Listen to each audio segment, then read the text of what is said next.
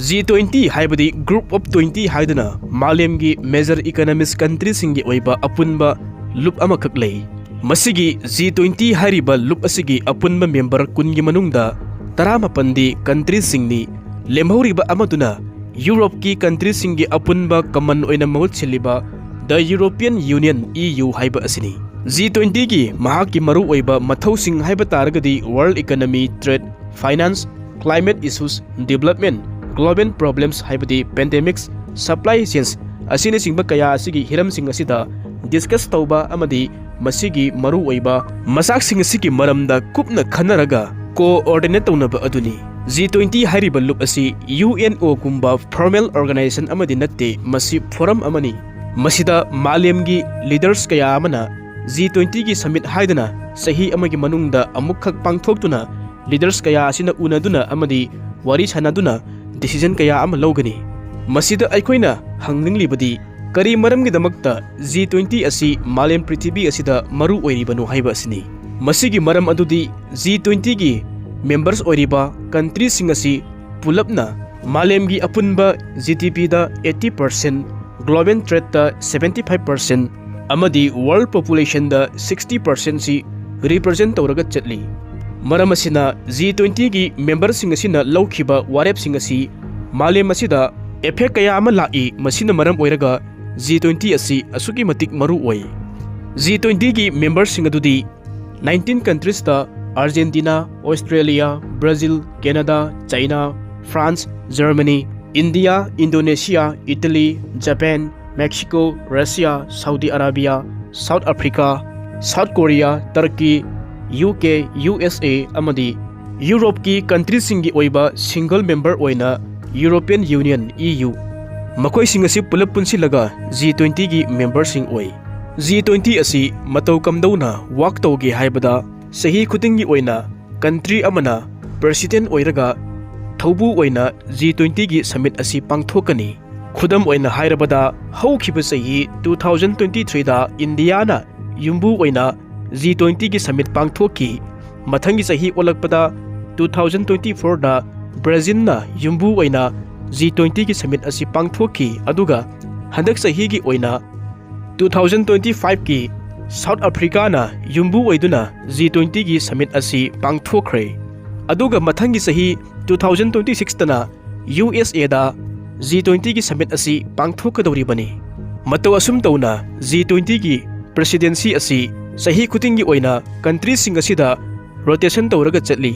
G20 gi main purpose haiba taragadi global financial stability da improve oihanba, major economic policies da coordinate tawba, global crisis da discuss tawnaba, climate change da lanthiengnaba, trade amadi development da mapangkal kalhanba amadi world health gi system asi improve oihanba sini. Aduna handak sahi gi oina G20 gi summit asi haukhiba November gi tang 12 dagina tang 12 phauba asi South Africa gi Johannesburg hariba city asida pangthokhi. Masi G20 gi leaders sing asina summit asida ahanba oina Africa gi leihauda saruk yaba summit ama oikhi. Sahi asigi oina South Africa na yumbu oiduna pangthokhiba G20 gi summit adugi maru oiba theme madudi solidarity, equality, sustainability haibasida oikhi. Matau asum tauna sahi asigi oina South Africa na yumbu oiduna pangthokhiba G20 gi summit asida G20 gi member lebak singi maru oiba lusingba kaya ama saruk yaduna mai pakna pangthokhiba asida khwaidagi maru oiba lebak USA nadi masi boycott tawkhi. USA gi maru oiba lusingba amata lakhide. Aduna haujik amuk laksaningba wahangdi malemgi oina khwaidagi chawba meeting ama pangthokhiba asida maru oiba member lebak ama oiriba US ki President Trump na kari maramgi damakta hariba summit asida saruk yakhidabano. President Trump mahak natrabasu US ki maru oiba lusingba ama thabagi mahutta South Africa da leiba US embassy gi mihut amana saruk yakhibano haibasiki matangda wahang oirai. Masi tasengna hairabada US ki President Trump na G20 summit asibu boycott tawki mahak saruk yakhide mahak kham thengna sawki. Kari maramgi damakta mahakna sawribano masina problem ama oilakibano haibasigi matangda amuk laksi.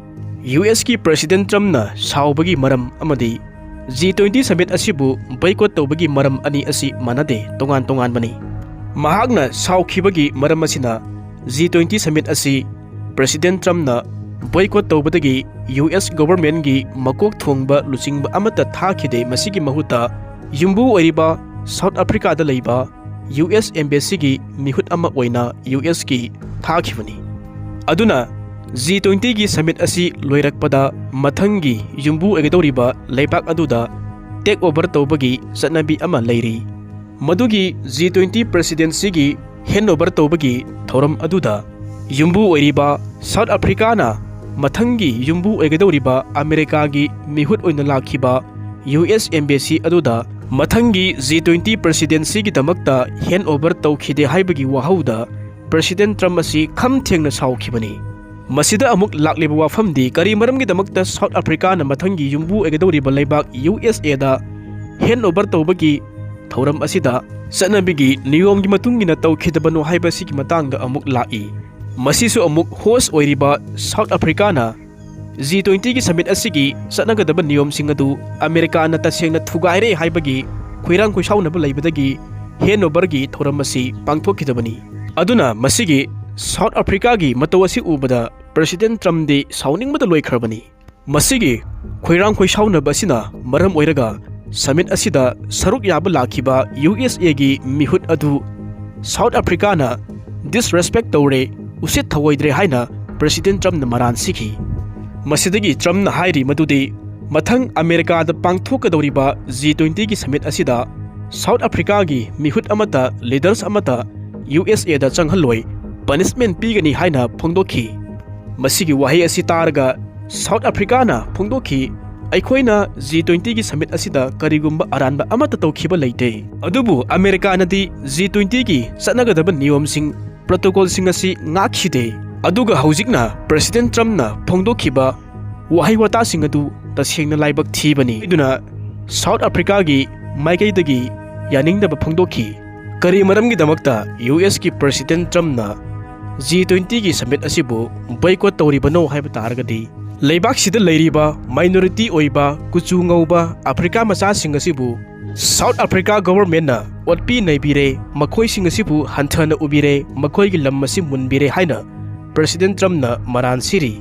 Matawasum tawna South Africa gi government na human rights abuse tawbagi damakta masigi wahaudagi President Trump na G20 gi yumbu oiriba leibak South Africa asibu yaningnaba phongdokpu oina G20 gi summit asida saruk yakhidabani amadi boycott tawkhibani. Masigi hiram asida President Trump na makhata na haikhibada karigumba South Africa na masigumba thabak asi makhata na adumak tawba taragadi leibak asida US government gi mihut amata tharoi hairi. Adum oinamak President Trump gi wafam singasi South Africa amadi G20 gi member oiriba leibak kharanadi kanna yaningdri.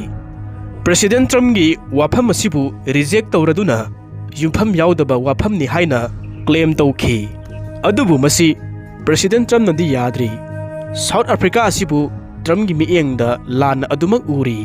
Mahakna G20 summit ki host country oiriba South Africa asibu maran sibu oina leibak asida tariba minority oiba African sing asibu maru oina lomi sing asibu hatli makhoi gi lam sing asibu munbi masi tasengna haiba taragadi white genocide South Africa da leiriba kuchu ngauba African sing asibu tumna manghanabagi damakta satharakpa lalong amani haina President Trump na sauna maran siri.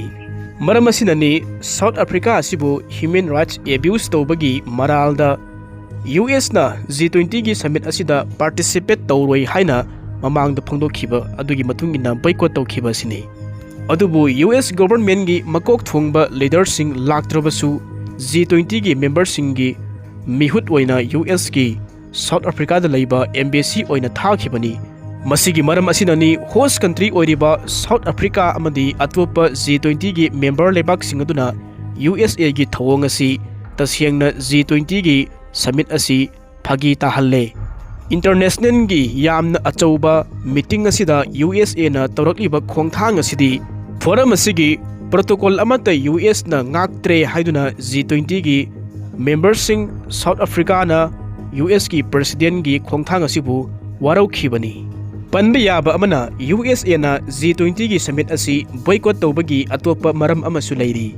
Madudi South Africa da pangthokliba 2025 ki G20 gi agenda asi climate change aduga atopa developing countries singda support tawbagi debt relief ki redistribution gi masigumlaba agenda sing asida focus tawbana maram oiraga President Trump gi administration na masi oppose tawkhibani yaningdabani masina su asoba maram amasu oiri.